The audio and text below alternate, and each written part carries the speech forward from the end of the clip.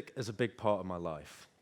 I can't go a single day without music, whether that's listening in the car, on the radio, in the cafe that I'm sitting in. I love music because it gives me ability to change my state. It allows me to feel different. I know when I play a song, I know I won't feel the same way I do in 5 minutes' time as I do right now. You could say I'm addicted to music. I've always grown up around addiction. I've seen what it can do for a person, both bad and good. I've seen it corrupt people mentally, physically, emotionally, and financially. I've seen it hurt the friends and family members, the ones nearest and dearest to them. But I've also seen it free someone. I've seen it help a person unwind, and I've seen them relax. I've been most confused when it's actually made them more approachable as a person. There are a number of risk factors that can lead to addiction. This could be psychological, such as trauma, anxiety, depression. It could be environmental, whether it's how you grow up, where you grow up, are drugs accessible? And genetics. Some of us are just more inclined to become addicted than others. At 17 years old, I thought I was pretty streetwise. I was in between leaving college and joining university, and I didn't have many friends. But what I did have was a group of people that I knew from school that we started hanging around. I was young, impressionable, and pretty lonely, and I just decided to join in. And I still remember my first ever joint. I remember being cheered and revered for handling it so well, despite spluttering all over the car.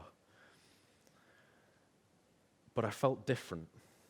Something in me changed. I felt I could relax and unwind and enjoy myself. And at that point, I finally understood how somebody could turn to a drug. What was a casual activity, over the span of 2 years, meeting up with friends, getting high, having fun, started becoming more of an independent thing. I didn't think much of it until I started smoking by myself. I noticed that my grades were failing, my friends were falling apart, relationships just weren't okay. Over the course of 2 years, there's a theory that relates to this called the boiling frog theory, which states that a frog placed in boiling water will instantly jump out, but a frog placed in the pan with the heat turned up will eventually boil alive because it knows no different. It becomes accustomed to its environment. I've been on the boil for 2 years. I didn't realize how deep in the problem I'd got until I read a book called The Power of Habit by Charles Duhigg. In that book, he states an experiment done with rats, where they place rats in a maze, they open the sliding door, and they let the rat try and escape until it finds a reward, say a slice of cheese. At that point, the brain activity spikes. Now, this test is done over and over and over again until the rat knows exactly where to go, exactly what to look for, exactly what to expect. Over time, as soon as that sliding door is opened, the brain activity in the rat spikes once again in anticipation of the reward. Now, in that book, it talks about the cycle of developing a habit. This is cue, routine, and reward. For me, the cue would be anxiety, stresses, worries, anything that would make me uncomfortable. My routine would be to go to my little box and start rolling my relief. My reward wasn't actually being high, it was the anticipation of feeling high, knowing that in 5 minutes' time I wouldn't feel the same way that I do right now. So why me? I wanted to share my story because I managed to overcome that dependency. I'm now dependent on myself. Now, I won't pretend like I did this by myself. It wasn't an individual thing. I did seek help.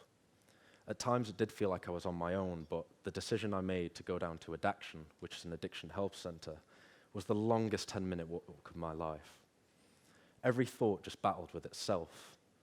Come on, you need help. You're doing harm to yourself. Hold on, it's only weed. It's not heroin or anything like that. Come on, you're going to waste their time. You're only going to get worse. Sometimes, if not all the time, we can be our own worst enemy. It's been estimated that we have between 60 and 80,000 thoughts a day, and if we were to account for each and every one of them, we'd probably implode.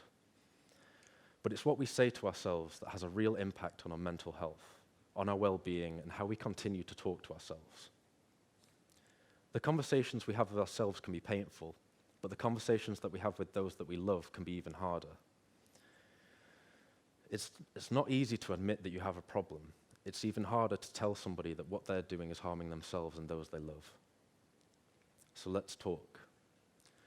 I'm on a course that takes a coaching philosophy to education rather than a lecturing philosophy. Coaching, in a way, helps you get the answers from yourselves rather than being given them. A big part of coaching is dialogue. Now, dialogue is like a conversation, only it's a little bit more structured. I mean, we can have conversations, but we might be interrupting or talking over. We might already have an answer for what you've said before you've finished. Well, dialogue in coaching is structured in a way, in a model, that is respect what somebody has to say, suspend that judgment, voice honestly and openly, and truly listen to what they have to say. Now, we also have another framework called the feedback format. Now, this is a format of conversation that helps us address behaviors that we're not really comfortable with. And it goes along the lines of, can we have a conversation? Sure. When you turn to alcohol, a substance, anything, it makes me feel like you value that over my well-being. I thought that I know you're really struggling and this isn't easy. What I really need from you right now is to help yourself and recognize that there's an issue, and you're there, and we're here for you. And so I have a question to anyone that's out there that's struggling right now. How can you become more dependent on yourself and know that you're not alone? Thank you.